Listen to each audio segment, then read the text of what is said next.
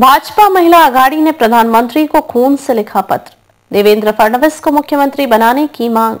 महाराष्ट्र में मुख्यमंत्री पद को लेकर चर्चाओं का माहौल गर्म है। इसी बीच छत्रपति संभाजीनगर की भाजपा महिला आघाड़ी ने देवेंद्र फडणवीस को मुख्यमंत्री बनाने की मांग करते हुए प्रधानमंत्री नरेंद्र मोदी को खून से पत्र लिखा है। भाजपा महिला आघाड़ी की अध्यक्ष मनीषा मुंडे ने कहा, देवेंद्र फडणवीस ने पिछले 5 सालों में पार्टी के लिए दिन रात काम किया है। आलोचनाओं के बावजूद उन्होंने विकास कार्यों में कोई कमी नहीं छोड़ी, इसलिए उन्हें मुख्यमंत्री पद की जिम्मेदारी दी जानी चाहिए।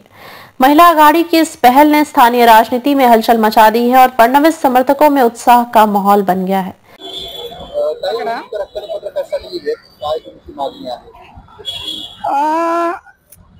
महाराष्ट्राच्या विधानसभेच्या निवडणुका झाल्या आणि सत्ता स्थापनेचा दिवस आला।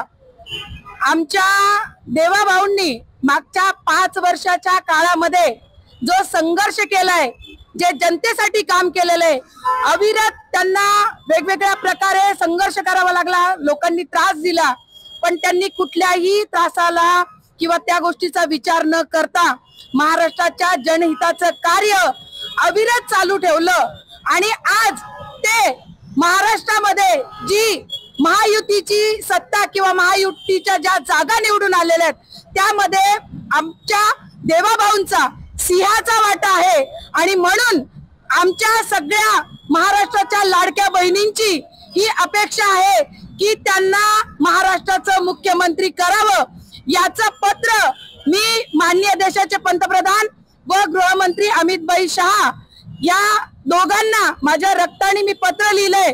याच्यामध्ये माझ्या सगळ्या लाडक्या बहिणींचं सहकार्य, कारण त्यांनी जे आज महाराष्ट्रामध्ये तुम्ही बघताय ज्या लाडक्या बहिणी एवढ्या उत्साहामध्ये जशी महायुतीच्या प्रत्येक जागा निवडून आल्या त्यांचा उत्साह हा खूप जास्त होता, पण भारतीय जनता पार्टीच्या सगळ्यात जास्त जागा निवडून आणल्यात।